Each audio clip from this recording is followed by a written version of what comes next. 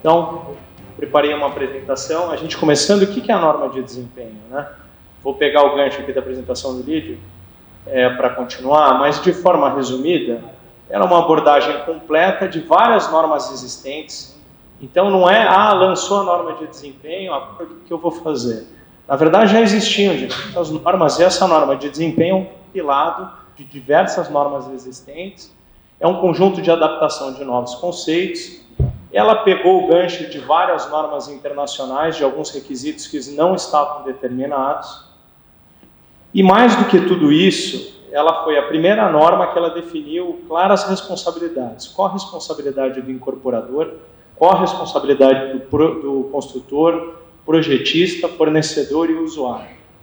Usuário, a gente precisa ainda fazer um trabalho, porque no nosso mercado, infelizmente, é um pouco diferente da indústria automobilística, por exemplo.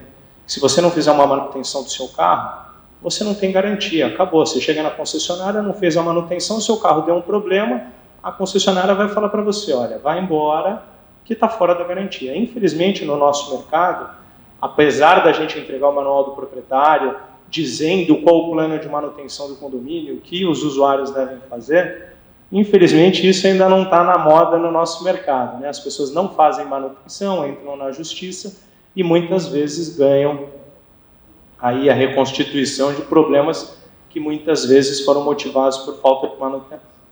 Então, contando um pouquinho da norma, como o Lídio falou, está fazendo 5 anos, digamos assim, alargada, né? Mas ela teve outras edições, né? A primeira edição foi em 2008, depois ela foi revisada 2 vezes, e depois a gente chegou a um marco que está valendo, agora é para valer.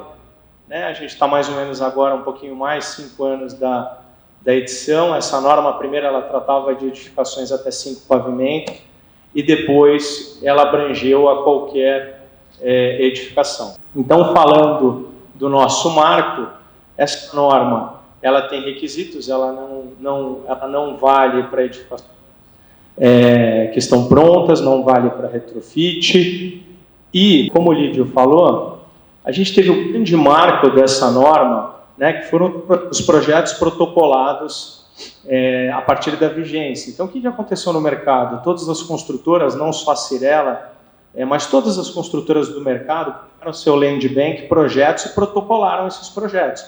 E todo mundo ficou com medo, ficou receoso, o que vai sair, como vai ser. Então, todo mundo acabou protocolando esses projetos para fugir, entre aspas, da norma de desempenho. Então, antes desse marco, as construções estavam isentas também. Só que hoje, essa realidade, eu vou discordar um pouquinho do meu amigo, né? As empresas, elas não vivem de land bank, as construtoras, elas compram terreno para construir.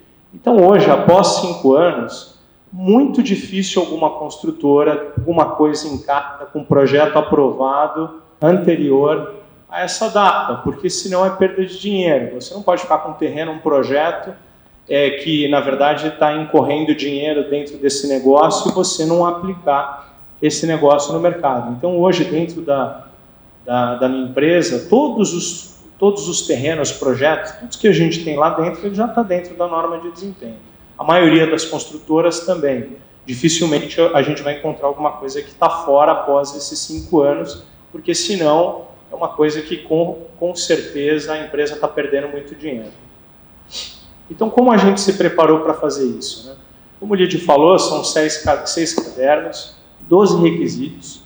Então, lá dentro da empresa, quando a gente começou com a primeira análise, quando isso foi colocado no mercado, a gente fez uma tabela para fazer uma análise. Acho que aqui não aparece. Acho que aparece. Então, das exigências, né, que existem nessa norma, cruzando com esses cadernos. Isso daqui dá 72 quadradinhos, né? Quando a gente fez a nossa primeira análise, acreditem em mim, tem 44 interseções aqui, que são essas partes azuis. Então, dentro dessas interseções, a gente viu, olha, onde a gente tem que trabalhar conforme o caderno e conforme o requisito do usuário que está sendo colocado. Depois desse trabalho, gerou essa planilha, com certeza vocês não vão enxergar, a ideia também não era essa, mas a gente chegou aqui a 116 requisitos, 116 itens que a gente precisava tratar e atender, né? E depois a gente ampliou a visão e chegamos para 155. Hoje a gente já ampliou isso de novo, em mais 10 requisitos, mais ou menos. Esse é um trabalho que não é estanque, ele vai crescendo e a cada dia você vai entendendo que esse requisito aqui ele não está 100% atendido. Então eu preciso de mais uma etapa para atender ele na plenitude. Então, tentando fazer uma observação aqui da tabela e chegando aqui no nosso seminário, eu peguei aqui um item como exemplo que fala de estanqueidade, para vocês verem que depois dessa análise, a gente acabou mudando até a nossa própria visão do que a gente deveria fazer dentro da construção. Então, se vocês voltarem na nossa tabela, essa interseção ela está exatamente aqui nesse quadradinho. E aí, a gente ampliou essa visão desse requisito, né, em 2 itens. Um item está pequenininho, mas um item aqui, A4, vocês vão ver que o atendimento de um requisito, né, as normas que a gente está falando que é de impermeabilização, e esse requisito, o primeiro requisito é um requisito de projeto, e o outro requisito é de execução. E o método de comprovação, ele aqui é em projeto, e aqui é um teste que você faz e que a norma preconiza para que você garanta o atendimento daquele requisito. Então, esse item aí é um item de impermeabilização de piso, eu vou mostrar para vocês na frente, mas com esse caderno, ninguém tem dúvida que uma construtora já atendia os requisitos de desempenho estrutural, incêndio, fachada, estanqueidade e piso. Então isso já era default, a gente já atendia, já fazia. O que a gente não atendia, que a gente percebeu logo na largada? Informações de vida útil de projeto. Os nossos projetos não constavam os detalhes e a vida útil de projeto. Então não tinha essa informação. Então, rapidamente, esse foi um requisito de grande parte do nosso caderno que a gente atendeu, conversou com o nosso projetista, olha, precisa ter tal informação de como isso vai ser atendido. Algumas notas de projeto também, algumas citações de norma, algumas coisas, a gente também fez essa compilação. E o que a gente não sabia se atendia ou se não atendia, principalmente esses itens, que são itens de debate até hoje, né? Então, conforto térmico, acústico e lumíneo. Né? Que isso a gente está em amplo estudo, todo o mercado está estudando bastante isso. Então, a conclusão que a gente chegou é que quem atendia as normas vigentes atendia a norma de desempenho, consequentemente. Então, atendia aí a 95% de todos esses requisitos. Então, aqui, para dar o exemplo para vocês, que é aquele item da planilha, área de impermeabilização, diversas construtoras do mercado, a gente também fazia uma impermeabilização só da região próxima ao ralo. E quando a norma de desempenho entrou, ela veio falar de áreas molhadas e incluiu como área de molhada a área de serviço.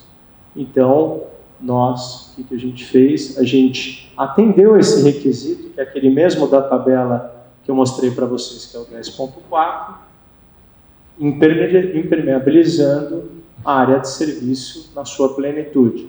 Então, para atender o item de norma, esse item 10.4, a gente atendeu o projeto desenvolvendo ele dessa maneira, descrevendo qual a metodologia que a gente iria aplicar, aplicando o material e fazendo o teste de estanqueidade logo após a impermeabilização. Então, foi esse o trabalho que a gente fez para atender a esse requisito especificamente, falando do nosso tema aqui do nosso seminário. Então, o trabalho ele não para, a gente tem aí Código do Consumidor, o COIS, né, em desenvolvimento, e o SIAC. Então, não é só a norma de desempenho, não é só a norma que a gente tem que atender, a gente tem uma série de requisitos que a gente tem que atender dentro das construções. E os próximos passos, né? Continuar o estudo da norma, o Lídio falou que os grupos de trabalho estão formados, então a gente vai fazer esse desenvolvimento. A gente tem que estar mais envolvido e mais preparado. Eu acho que essa discussão da norma, a gente tem um mercado mais preparado para a nova implementação dela. Eu acho que para a gente corrigir aquilo que a gente falhou, aquilo que a gente pecou e aquilo que a gente está exigindo demais.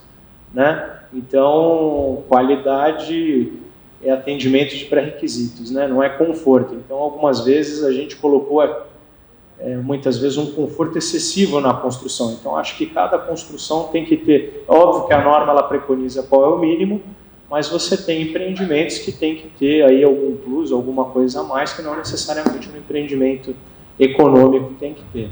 Então, a gente tem que ter essa visão também. É nosso dever participar desses grupos ativamente, então não adianta depois só reclamar, né? Isso foi mal escrito, foi mal redigido, isso não está bom para mim. Então acho que a gente tem que colocar a nossa visão para que esse trabalho ele saia um trabalho não só corrigindo as falhas que apareceram na norma, mas complementando aquilo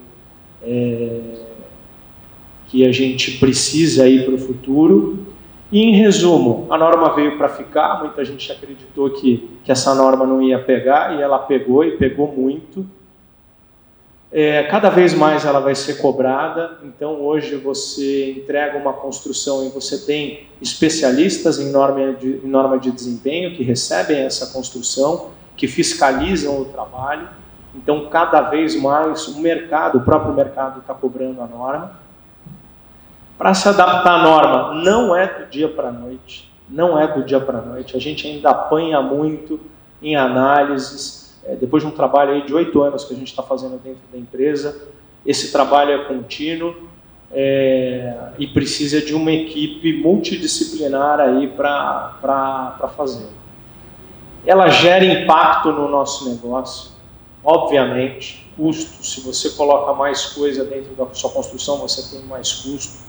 Mas apesar de você ter esse impacto, essa norma, ela trouxe também um diferencial para o cliente. Então, a norma o que ela garante é que o cliente receba um produto totalmente adaptado àquele uso, que não tenha problema, que garanta a vida útil de projeto.